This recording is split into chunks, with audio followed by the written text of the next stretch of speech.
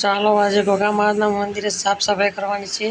તો આપણે પહોંચી ગયા છીએ મંદિરે અને તમે જોઈ શકો છો કે મંદિરની હાલત શું છે. ચલો આજે મંદિરની સાફ સફાઈ કરવાની છે. પણ તમે હાલત એકવાર અંદર સુધી જોઈ શકો છો. અંદર તમે જુઓ અંદર સાફ સફાઈ થઈ ચૂકી છે. નીચે સાફ સફાઈ કરી છે અને અંદર બી સાફ સફાઈ કરવાની છે બીજી વાર. તમે હાલત જોઈ શકો છો. નીચે બહારના ભાગે આટલો કચરો છે અને આ છે મંદિર. તમે જોઈ શકો છો નાનું એકડું મંદિર છે અને આ ખેતર છે. ખેતર જોઈ શકો છો તમે. આ મંદિરની પૂરેપૂરી સાફ સફાઈ આજે કરવાની છે. તો ચાલો આજે સાફ સફાઈ મંદિરની સાફ સફાઈ કરીએ આપણે. આ છે નાનું મંદિર. તમે જોઈ જ શકો છો ને અને કચરો કેટલો બધો થયો છે. સાફ સફાઈ ન કરવાનો ટાઈમ નથી હવે. તો આજે આ મંદિરને ચકાચક સાફ કરવાનું છે અને કચરા પોતું કરવાનું છે અને મંદિરમાં સાફ કરીને મૂર્તિ મેળવવાની છે અને મૂર્તિ મૂકીને પછી આપણે જઈશું ઘરે. પહેલાં આપણું કામ ખતમ કરીને જવાનું છે. જય માણા ઘોઘા. તો ચાલો સાફ સફાઈ કરીએ આપણે.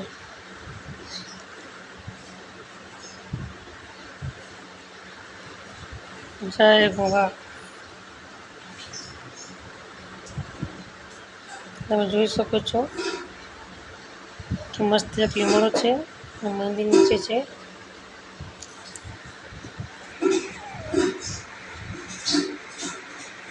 નાગપંચમ નજીક આવે છે તો મંદિરની સાફ સફાઈ કરવી જરૂરી છે. નાગપંચમે તો મંદિર સાફ થશે પણ ત્યાંના પહેલાં મંદિર સાફ કરીએ તો મજા આવે.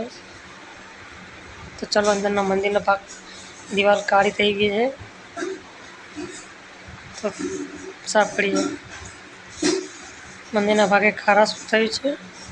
પોતું મારીને સાફ અંદર કરીએ અને અંદરનો ભાગ પૂરો સાફ કરવો પડશે. તમે જોઈ શકો છો કે મંદિરની હાલત શું થઈ.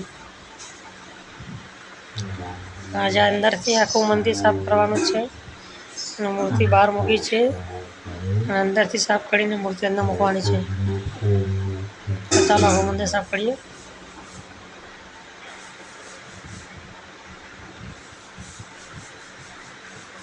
જય ઘોઘા.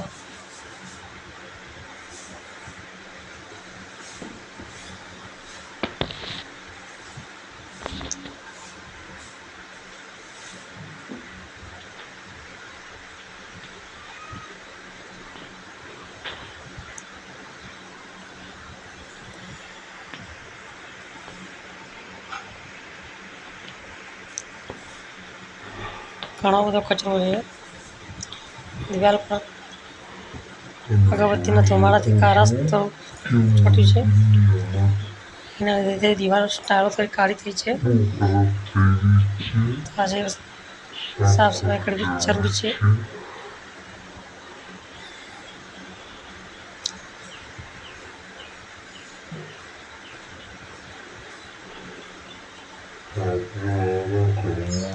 આપણે લાસ્ટમાં જોશું કે મંદિરની હાલત શું છે કેવી હતી ને કેવી થઈ ગઈ છે. સાફ સફાઈ કર્યા બાદ આપણે જવાનું છે ઘરે. તો તમે જોઈ શકો છો. ચાલો આ બાજુનો ભાગ સાફ થઈ ગયો છે થોડો.